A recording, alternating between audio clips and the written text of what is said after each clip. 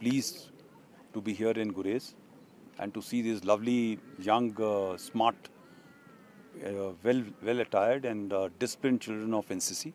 It's a great camp and initiative by NCC directed to have a camp in Gurez Valley, possibly one of the very rare occasions.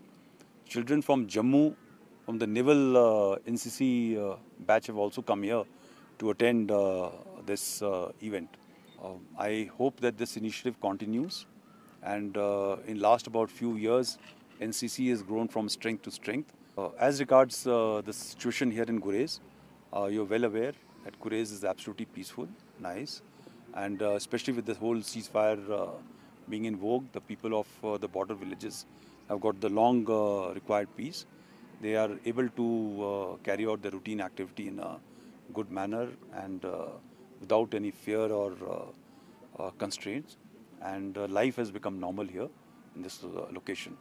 I was also very impressed to see that large number of tourists, especially the tourists from Kashmir and from outside, were found to be camping and enjoying the very, very virgin beauty of Gurez.